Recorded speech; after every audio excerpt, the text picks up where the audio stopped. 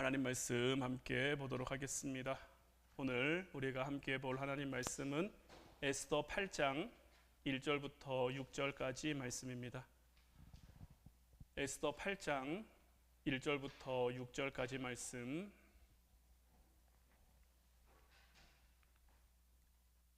우리 다 같이 한 목소리로 말씀 함께 보도록 하겠습니다. 그날 아하수에로 왕이 유다인의 대적 하만의 집을 왕후 에스더에게 주니라. 에스더가 모르드게는 자기에게 어떻게 관계됨을 왕께 아뢰었으므로 모르드게가 왕 앞에 나오니 왕이 하만에게서 거둔 반지를 빼어 모르드게에게 준지라. 에스더가 모르드게에게 하만의 집을 관리하게 하니라. 에스더가 다시 왕 앞에서 말씀하며 왕의 발 아래 엎드려 아각 사람 하만이 유다인을 해하려 한 악한 꾀를 제거하기를 울며 구하니 왕이 에스더를 향하여 금규를 내미는지라.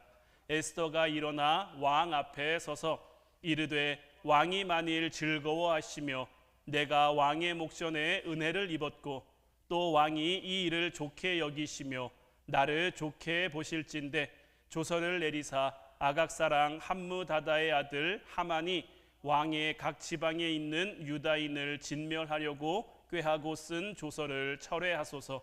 내가 어찌 내 민족이 화당함을 참아 보며 내 친척의 멸망함을 참아 보리까 하니. 아멘. 오늘 이 시간에는 반전의 축복이라는 제목 가지고 우리가 함께 말씀 나누고 또 함께 기도하기를 원합니다. 우리가 지난 시간까지 본 말씀을 통해서 페르시아 제국의 악한 총리 하만이 하나님의 심판으로 말미암아 한순간 몰락하고 처형당하는 장면을 함께 나눴죠. 이스라엘의 원수인 아말렉의 후손인 하만, 목적을 이루기 위해서라면 그 어떤 수단과 방법도 가리지 않던 인물이었죠. 그래서 그는 한날 한시에 페르시아 제국 내에 있는 모든 유다인들 전부를 죽이려는 계획을 세웠고 왕의 허락을 받아 법으로 반포해서 전국에 조서를 내리는 데까지 이르렀고 거의 성공 단계까지 갔지만 그렇게까지 할 만큼 굉장히 악하고 교활하고 교만한 인물이 이 하만이었는데 하나님의 사람 에스더가 죽으면 죽으리다라는 그 각오를 가지고 기도하며 나아감으로 단 3일 만에 하만이 무너지는 놀라운 기적 같은 반전 드라마를 만들어냈단 말이에요. 그리고 이제 그 다음으로 어떤 사건이 벌어지고 있는가가 오늘 말씀에 나와 있는 부분인데, 오늘 본문 1절 2절 말씀을 보면 그날 아하수에로 왕이 유다인의 대적 하만의 집을 왕후 에스더에게 주니라. 에스더가 모르드게는 자기에게 어떻게 관계됨을 왕께 아뢰었으므로 모르드게가 왕 앞에 나오니 왕이 하만에게서 거둔 반지를 빼어 모르드게에게 준지라. 에스더가 모르드게에게 하만의 집을 관리하게 하니라. 자, 왕이 처형당한 하만의 집을 에스더에게 주었다라고 되어 있는데, 여기서 하만의 집을 에스더에게 줬다라는 말은 단순히 하만이 살고 있던 그 집을 줬다라는 의미가 아닙니다. 하만이 가지고 있던 모든 재산을 다 그에게 주었다는 뜻이자, 아울러 하만에게 속한 가족들, 종들, 노예들 할 것 없이 그 모두를 그 에스더가 마음대로 처분할 수 있는 그런 권한을 주었다라는 의미가 되는 거예요. 당시 페르시아의 관례상으로 봤을 때는요, 그 나라의 대역 제인이 처형을 당하고 나면 보통 그 재산은 나라가 몰수하는 게 보통이었습니다. 하만은 엄청난 부자였겠죠. 나라의 2인자고 온갖 수단을 가리지 않는 사람이니 불이한 방법이든 부정한 방법이든 얼마나 많은 재산을 축적했겠습니까? 그런데 이 왕도 참 놀라운 게요, 그 어마어마한 재산, 사실 왕도 그 재산에 대해서 모르지 않을 텐데, 더더군다나 지금 시기가 어떤 시기입니까? 페르시아가 그리스와의 전쟁에서 패하고 돌아와서 나라가 경제적으로 좀 어려운 상황이었단 말이에요. 처음 하만이 악한 꾀를 꾸밀 때도 나라의 이런 부분을 파고들었었잖아요. 내가 왕의 금고에 돈을 넣겠습니다. 그 말이 왕의 마음을 기쁘게 하고 흡족하게 해서 왕이 기분이 좋아져서 그거 나 안 줘도 된다. 그거 다시 너 갖고 너 하고 싶은 대로 해. 이렇게 일이 진행됐었던 거잖아요. 그러니까 나라가 힘든 상황이지만 보통의 관례대로 하면 하만의 재산은 나라가 몰수하고, 사실 나라가 몰수한다는 것은 그냥 왕이 갖는다는 거죠. 그 당시에는 전제군주제니까요.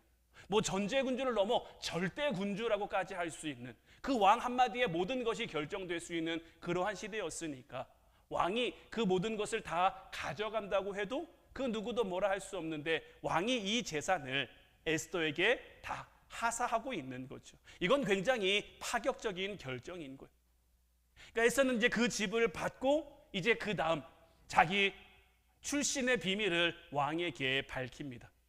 모르드게와 자기가 어떤 관계인지, 모르드게가 자기를 어릴 때부터 부모처럼 키워준 그런 사촌 오빠라는 사실을 왕에게 고백을 하죠.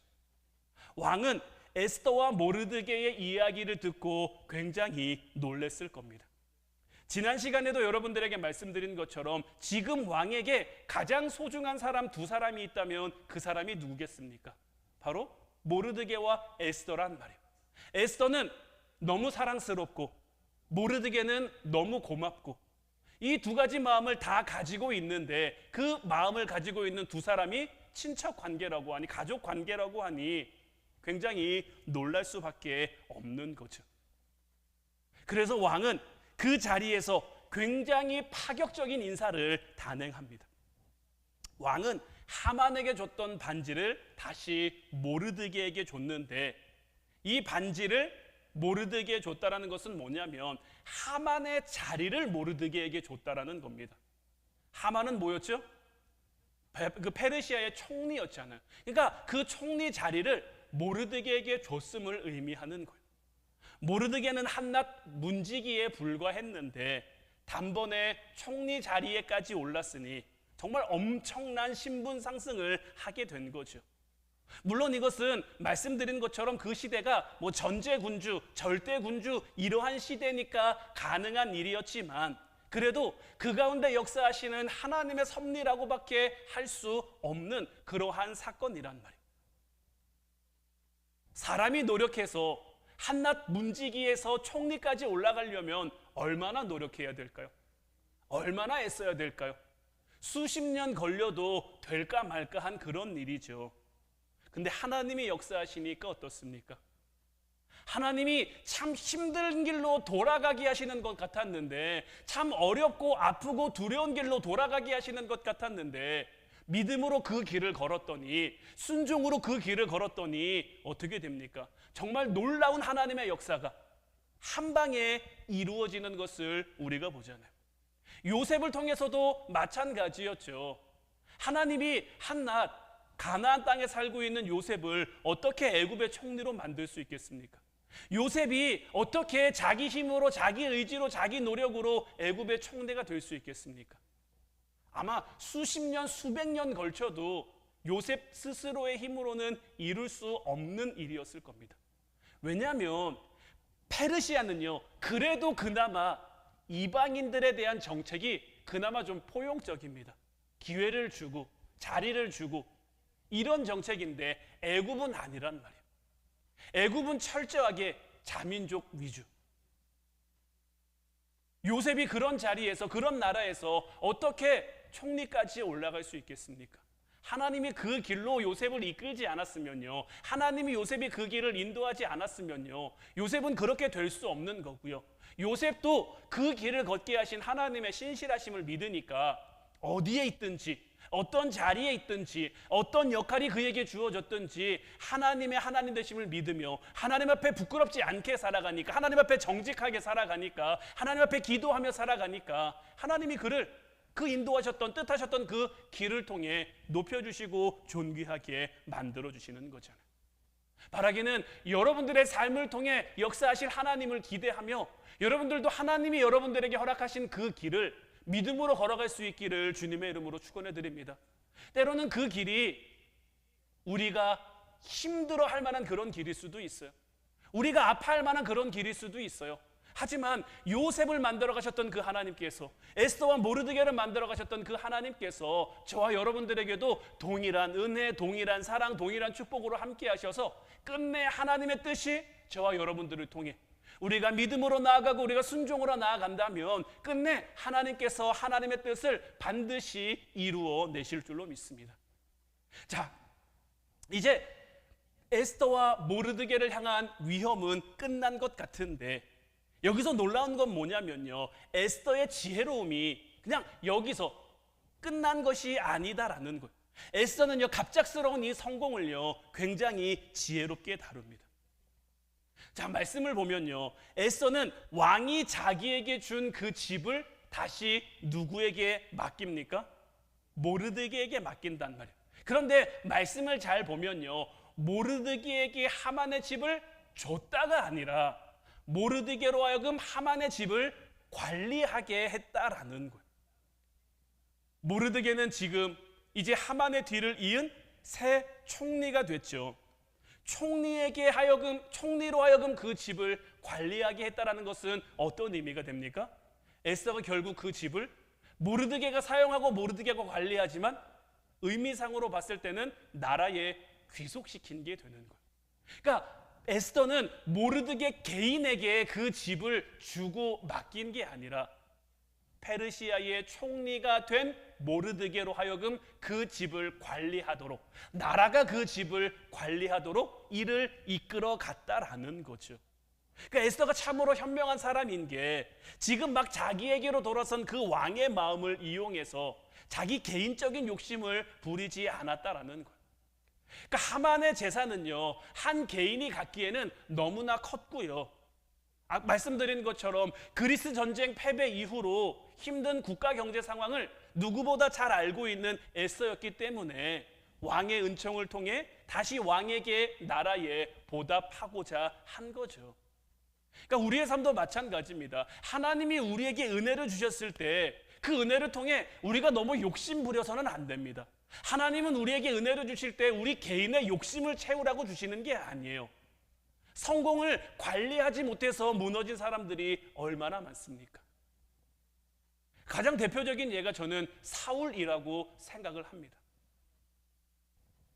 하나님이 은혜로 그를 왕으로 세우셨단 말이에요. 아무것도 아닌 그 스스로도 나는 왕이 될 자격이 없습니다라고 왕을 제비 뽑는 그 자리에서 숨어있던 그였단 말이에요. 그런 그를 이스라엘의 왕으로 세웠죠. 처음 왕이 되고 나서는 사람들의 인정도 제대로 받지 못합니다. 그래서 하나님이 그와 함께 하셔서 나가는 전쟁마다 승리하게 하셨단 말이에요. 그 승리가 절대 자기가 만들어낸 승리가 아닙니다. 하나님이 그에게 주신 승리입니다. 하나님이 그에게 주신 성공입니다. 그러면 하나님 앞에 겸손하게 살아갔어야 하는데 성공이 이어지니까, 승리가 이어지니까 그의 삶이 어떻게 됩니까? 그의 마음이 교만해지는 거예요. 그의 마음이 앞서 나갑니다. 그의 마음이 앞서 나가니까 결국 무너지고 실패하게 되는 거예요. 뭐 사울만큼은 아니더라도요, 굉장히 믿음의 사람인데 자기의 마음이 한 발 앞서 나간 것 때문에 무너진 이들도 참 많아요. 세례 요한, 예수님이 세례를 받으러 왔을 때 예수님을 알아보죠. 그래서 예수님에게 뭐라고 말합니까? 내가 어찌 당신에게 세례를 줍니까? 당신이 나에게 세례를 줘야지. 그럼에도 하나님의 하나님의 뜻을 이루기 위해서는 내가 세례를 받아야 합니다. 요한이 예수님에게 세례를 줬단 말이에요. 그 순간 어떤 역사가 일어납니까? 하늘이 열리고 하나님의 성령이 비둘기같이 임하면서 음성이 들리죠. 이는 내 사랑하는 아들이다. 얼마나 놀라운 경험을 합니까? 그런데요, 시간이 좀 지나서 요한이 감옥에 갇히죠. 헤롯에 의해서. 그때 요한이 자기 제자들을 예수님에게 보내서 묻는 것이 뭡니까? 오실 그이가 당신입니까? 이 말은 어떤 의미입니까? 요한은 지금 예수님이 메시아라는 것을 믿고 있습니까? 못 믿고 있습니까? 못 믿고 있는 거죠. 못 믿으니까 물어보는 거고, 못 믿으니까 의심하는 거고, 못 믿으니까 흔들리는 거예요. 왜 못 믿습니까? 예수님을 세례 주던 그날 얼마나 놀라운 하나님의 역사를 경험했습니까? 그런데 왜 못 믿습니까? 요한 역시 그의 마음이 앞서간 거예요. 예수님이 오시면, 오실 그이가 예수님이 맞으면 뭔가 나라에 엄청난 변화가 일어날 거라고 그가 생각했는데 아무런 변화가 일어나지 않는 거죠. 예수님의 행보를 보니까 나라를 뒤집을 만한 그런 일들은 하지 않고 죄인들하고 어울린다고 하고 장녀들하고 어울린다고 하고 세리들하고 어울린다고 하고 이런 모습, 이런 얘기들만 들리니 그의 마음에 예수님이 정말 메시아가 맞나? 예수님이 정말 오실 그분이 맞나? 이런 마음이 들니 흔들릴 수밖에 없는 것이고 그의 마음이 앞서 나가니까 무너질 수밖에 없는 거죠. 제가 여러분들에게 몇 번이나 말씀드렸던 엘리야는 또 어떻습니까? 갈멜산에서 멋지게 승리하고 난 후 나라가 뒤집어질 줄 알았는데 3년 6개월 동안 내리지 않던 그 비가 하나님의 역사로 말미암아 내리심을 보고 뭔가 나라에 변화가 올 줄 알았는데 그가 기대했던 것과 달리 그 다음날 오히려 이세벨의 마음이 더 강팍해져서 내가 반드시 엘리야 죽이겠노라고 하니 로뎀나무 아래 실족해 앉아 하나님 앞에 죽기를 구하죠. 하나님, 나밖에 안 남았는데 어쩌려고 하십니까? 멋진 하나님의 역사하심을 봤는데 그 역사로 말미암아 하나님의 하나님 되심, 하나님의 역사하심을 느끼고 깨달았는데 그 순간 그들의 마음이 앞서 나가니까, 그들의 욕심이 앞서 나가니까 무너지고 마는 거예요. 우리의 삶도 마찬가지입니다. 제가 늘 여러분들에게 말씀드리죠. 한 번 은혜 받는 건 어려운 거 아닙니다. 하나님은 사모하는 자에게 은혜를 주시는 분이기 때문에, 사모하는 자에게 축복을 주시는 분이기 때문에 우리가 사모하고 하나님 앞에 구하고 간절히 바라고 구하면요, 하나님은 우리에게 주세요.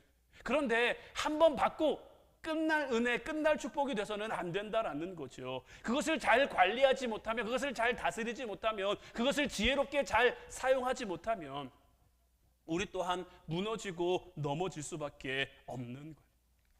욥기 27장 16절부터 19절까지 말씀 보면 그가 비록 은을 티끌같이 쌓고 의복을 진흙같이 준비할지라도 그가 준비한 것을 의인이 입을 것이요 그의 은은 죄 없는 자가 차지할 것이며 그가 지은 집은 조매 집 같고 파수꾼의 초막 같을 것이며 부자로 누우려니와 다시는 그렇지 못할 것이요 눈을 뜬즉 아무것도 없으리라. 하만의 모든 재산과 모든 지위는 에스더와 모르드게에게 돌아가게 됐죠. 불의한 자들이 가졌던 것을요, 결국 하나님이 하나님의 사람들에게 그냥 주신 거예요. 하나님의 은혜로 하여금, 하나님의 축복으로 하여금 그들의 소유가 되도록. 그러니까요, 우리의 삶 가운데 악인들이 아무리 눈에 불을 켜고 우리에게 해코지하고 우리에게 손해를 입히고 그런다고 할지라도 하나님은 하나님의 때가 되면요, 반드시 하나님의 뜻을 우리를 통해 이루실 거예요. 그러니 그 신실하신 하나님, 그 의로우신 하나님을 믿고 우리의 삶을 살아가면 되는 거예요. 한 번의 성공으로 너무 기뻐할 필요도 없고, 한 번의 넘어짐으로 너무 실족할 필요도 없고, 내가 지금 하나님을 바라보고 있다면, 내가 지금 하나님을 향해 있다면 지금 내 상황, 지금 내 처지, 내 환경, 내 형편, 이런 건 아무것도 중요한 게 아니에요. 악한 사람의 권세, 악한 사람의 흥한 것 같은 그런 모습들 우리는 부러워할 필요가 없는 거예요. 그저 하나님과 동행하면서 믿음으로 기도하며 견디면, 믿음으로 기도하고 인내하면 하나님께서 반드시 에스더와 모르드게에게 하신 것처럼, 요셉에게 하신 것처럼 오늘 말씀의 제목인 반전의 축복을 우리에게 허락해 주실 거예요. 여러분들 한 사람 한 사람이 이 하나님 반전의 축복의 주인공이 될 수 있기를 주님의 이름으로 축복해 드립니다. 자, 이어서 3절 말씀 보면 에스더가 다시 왕 앞에서 말씀하며 왕의 발 아래 엎드려 아각 사람 하만이 유다인을 해하려 한 악한 꾀를 제거하기를 울며 구했다라고 되어 있는데, 자, 왕이 굉장히 파격적인 보상을 모르드게와 에스더에게 주었죠. 그런데 에스더에게는요, 이런 것들보다 더 중요하게 해결해야 될 문제가 아직 남아 있었어요. 악한 하만은 죽었지만 그가 작업해 놓은 그 악한 법령, 한날 한시에 제국 내의 유다인들을 모두 학살하고 그들의 제사를 다 몰수하라는 그 법령은 아직 살아있고 아직 유효한 거예요. 이제 9개월이 지나면 그 법대로 유다인들은 다 처벌을 받을 수밖에 없는 거예요. 당시에 왕의 인장이 찍혀서 반포된 법은요, 철회하는 게 불가능했습니다. 뭔가 특단의 조치가 있지 않으면요, 제국 내 유다인들은요 다 그냥 한 날 한시에 죽을 수밖에 없는 거예요.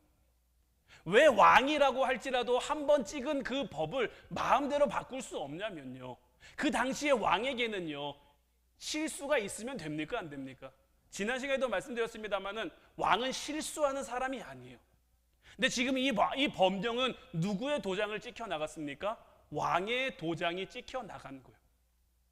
그럼 이 법을 취소하려면 이 법이 잘못됐음을 인정해야 되는데, 이 법이 잘못됐음을 인정하면 이 법에 도장을 찍은 왕에게도 그 귀책 사유가 있을 수밖에 없는 거죠.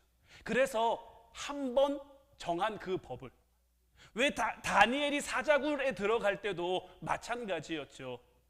그 악한 다른 총리들이 와서 30일 동안은 왕 말고는 다른 신에게 절하지 않는 그 법을 우리가 제정합시다. 왕이 도장을 찍어줬단 말이에요. 그 다음에 왕도 이 법이 다니엘을 노린 법이구나라는 걸 알았어요. 알지만 왕이라고 해서 그 법을 바꿀 재량이 있습니까? 없단 말이에요. 그래서 이 다리오 왕이 정말 눈물을 머금고 다니엘을 사자굴로 집어넣잖아요. 그러니까 당시에는 이 왕, 그러니까 에스더는 이런 거 다 알지만, 에스더도 반포된 이 조서가 철회될 수 없다는 것을 알지만, 그래도 다시 한번 왕 앞에 엎드려 울며 자기 민족을 살려달라고 간구하고 있는 거예요. 6절 말씀 보면 내가 어찌 내 민족이 화당함을 참아보며 내 친척의 멸망함을 참아보리이까. 그러니까 이건요 어떤 형식적으로 부탁하는 게 아니라 정말 간절하고 정말 진심 어린 그 마음을 가지고 왕 앞에 간청하고 있는 거예요. 그러니까 어떤 의미에서 보면 참 대단한 거죠. 이제 에스더는요 뭐 돈이 부족하겠습니까? 명예가 부족하겠습니까? 권력이 부족하겠습니까? 인기가 부족하겠습니까? 뭐 하나 빠지는 게 없는 그런 사람이 됐죠. 이전에도 그랬지만 이제는 더 그 자리를 더욱 단단하게 세웠단 말이에요. 누구보다 안정된 삶, 누구보다 안전한 삶, 누구보다 편안한 삶을 살 수 있는 그녀란 말이에요. 그런데 이 에스더의 인생에서 가장 중요한 것은 자기 개인의 성공이 아니라 자기를 통해 하나님의 뜻이 이루어지는 것. 모르드게를 통해 도전받았잖아요. 네가 그 자리에 오른 것이 이 때를 위함이 아닌 줄 누가 알겠느냐. 에스더는 깨달은 거죠. 내가 이 자리에 오른 것이, 내가 왕후의 자리에 오른 것이 내 민족을 이 위기에서, 이 어려움에서 구하기 위한 거구나. 이제 왕이 마음을 돌려서 자기랑 모르드게는 이제 걱정이 없을 거예요. 모든 유다인이 죽더라도 자기와 모르드게는 살아남을 수 있을 거예요. 누가 왕의 총애를 받는 왕후를, 총르를 해할 수 있겠습니까? 그러나 다른 민족들은 수산성에만 70만이 살고 있고 페르시아 전체로 따지고 보면 대략 400만 정도인데, 그들을 위해, 그러니까 에스더는 자기를 향한 하나님의 뜻이 그들을 구원하는 거라고, 그들을 구원하기 위해, 이 위기에서, 이 어려움에서 그들을 구원하기 위해 하나님이 나를 이 자리에 세우셨구나. 그러니 내가 지금 얼마나 많은 것을 가졌느냐, 내가 지금 얼마나 많은 것을 누리고 있느냐, 이게 중요한 게 아니고 이게 그녀 삶의 행복의 어떤 지수가 아닌 거예요. 아직 자기를 통해 하나님의 뜻은 다 이루어지지 않았어요. 여전히 진행되는 중이고 여전히 이루어져 가는 중인 거예요. 그래서 그녀는 하나님 앞에 간절히 기도하며 다시 한번 왕 앞에 무릎 꿇며 울며 간청하고 있는 거예요. 그리고 이것이요 정말 바른 영적 리더의 모습인 거예요. 저는 이 모습을 묵상하면서요 이스라엘 백성들이 참 축복받은 백성이다라는 생각을 많이 하게 됐어요. 왜냐하면 그들에게는 이 에스더처럼 그들을 위해 자기의 목숨을 걸고 중보할 수 있는 사람이 있었으니까요.